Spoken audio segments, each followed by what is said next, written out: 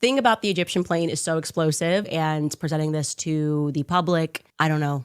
I don't know what to, there's not a correct adjective to describe what is going to be the result of revealing that sort of information. The reaction to it, this is how you always know the give, is they overreact to something, and then the military bots make it a trending story. Like, there's no way this was trending, this guy correcting me on the timing, for everyone to freak out about something so minor. That just tends to be the pattern. Like I was saying about the Egyptian planes, when they overreact, it's because we hit a nerve. There's something there with the Egyptian planes, especially because you keep pretending like it's not weird. Put it at a percentage that you saw that the girl in the ponytail matches the description of Erika Kirk. What percentage would you put that at?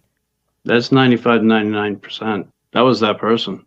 They were there. We didn't know what it was going to lead to. And I was like, I couldn't have been more deferential in saying that this could literally lead to nothing. The reaction has now made this feel so crucial. And this reaction, rather than being forthcoming, is why it suddenly feels like, okay, this is important, because no one's acting normal. Brigitte Trogneau was born April 13th, 1953.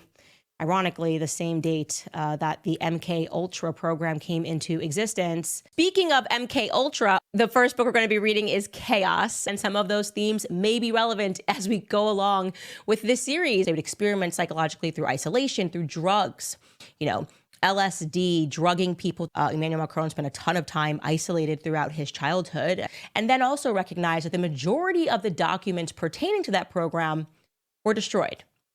So we don't know just how global that program went, at a time when we know that the MK-Ultra program was running, and there is something very, very wrong there. Too many comparisons is what I would say.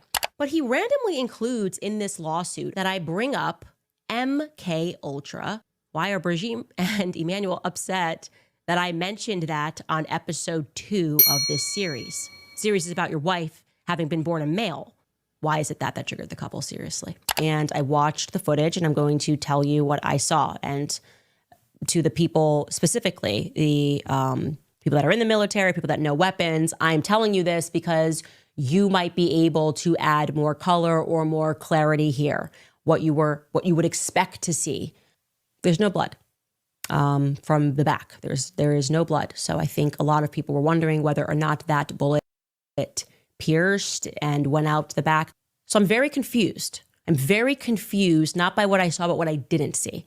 It's actually stunning to consider that when they opted to have the 3-way call with the doctor, okay, when they hurried and called the surgeon, because I did an episode and I was like, hey, something's really weird that you guys should know is that, the bullet didn't go through. There was no blood in the back of Charlie. And then Erika and Andrew got on the phone with the surgeon. That was on the day of Charlie's actual funeral mass. Like, that was a priority for them to have something to issue as a statement onto X to try to explain away why a 30-06 didn't go through. Like, that doesn't seem like the proper day for that, but that's when it happened. November 25th, I obviously tweeted, Macrons have executed upon and paid for my assassination. And this is the official White House response. Here is the official response issued by the Élysée Palace.